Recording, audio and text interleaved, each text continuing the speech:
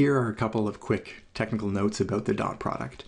The first thing is to look at associativity with products here and ask whether we can do a dot product of two vectors, v1, v2, and then multiply by 3, v3, and would that be the same as if we took the dot product of the last two and then multiplied by the first? And in general, this is not going to be true.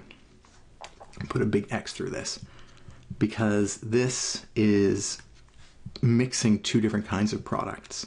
This dot product gives us a scalar as the result, and so this vector on the left here will be a multiple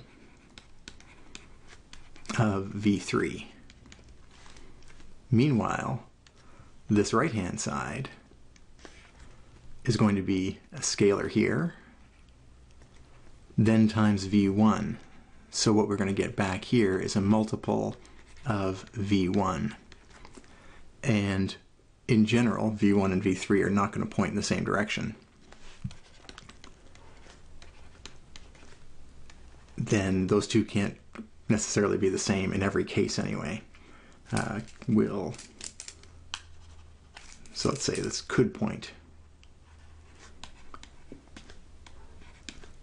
They could point in different directions.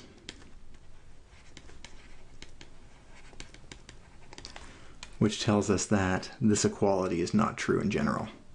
v1, v3 could point in different directions, so this equality will not always hold.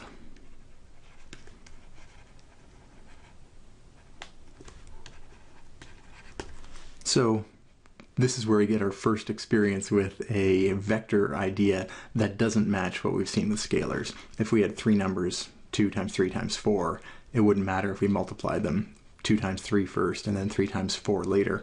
But because here we're talking about two different kinds of products, dot product for these two vectors and here versus a scalar product with a vector, there we have to be more careful about how we define our multiplication operators. And they don't work in quite the same way as we would have seen with scalar values. Another thing we can do with dot products as a technical exercise is ask whether vectors are perpendicular. We've seen a little bit of that already. But we can also talk about the size of the angle instead. Let's take a quick look at these three vectors and then explore how we can determine the range of angle in between them. Notice they're all three-dimensional vectors, so they're in R3, and so it's not obvious what the angles would be. We can't really sketch these and estimate angles, but what we can do is compute their dot products. And so here the dot product of A and B would be 1 times 1 plus 0 times 3 plus -2 times 0, and that just turns out to be 1. We can also look at the dot product of A and C, not A and B again, that would be a little boring. A and C will be 1 times 2 plus 0 times 1 plus -2 times 1. And that, plus 2, -2, that ends up being 0. And last but not least, B times C would be 1 times 2, 3 times 1, and 0 times 1.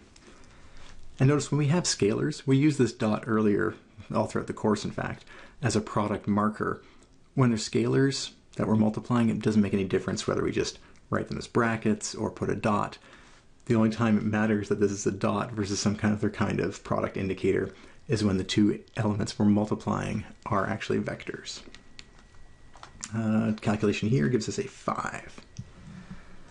All right.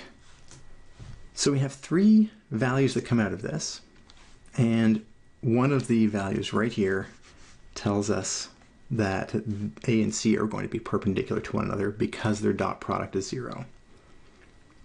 A and C are perpendicular. And let's look at why. It's because A dotted with C is also equal to the length of A times the length of C times the cos of the angle between them. And we know this is a positive number, this is a positive number, but we've said the whole thing equals 0. That was the value we computed. And so this must equal 0, and so the angle must be 90 degrees or pi over 2 radians. That gives us the perpendicularity for this particular combination of vectors. But what about these other two? Well, we can make exactly the same comparison here. We can also write this value as the length of A times the length of B in this case, times the cos of, let's call it the theta AB here, to indicate the angle between A and B. And again, if we look at the signs across here, the lengths of A and B are always positive. They're lengths and magnitudes. The smallest they can ever get is 0. But the overall dot product is 1, which means this must be positive. All right. Let's take a look at our graph of cosine here for a second. Let's do cos of theta versus theta. Graph of cos looks like this. The 0 marker, what makes cos equal 0? An angle of pi over 2 does that. And so if we get a cos value that is positive, this is the range where cos theta is positive. So 0 to pi by 2.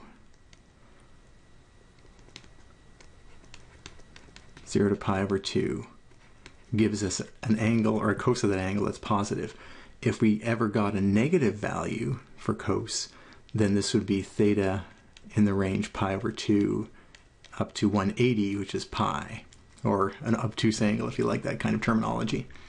So what this value here of the dot product being positive tells us that the lengths are positive, so the cosine of the angle between A and B must be positive. Then if we see a cosine that's positive, the angle must be in the range 0 to pi over 2. So the angle between A and B must be between 0 and pi over 2 radians. If this had been a negative number, then we would have known that the cosine would have to be negative because these are positive. If this answer on the left, the dot product, is negative, then the cosine must be negative, and that would happen with an angle between pi over 2 and 180 pi. And likewise down here, this is positive, and so cos of the angle between B and C, it's a B, it's a C, is positive, which means that the angle between B and C is between 0 and pi over 2. And that's a useful tool to have in our toolkit when we're looking at geometric problems. Again, the value of a dot product being 0 is by far the most common use of the dot product, looking for perpendicular vectors. But we can get extra insight just from the sign, plus or negative, plus or minus, of a dot product as well. It tells you whether you're dealing with acute or obtuse angles.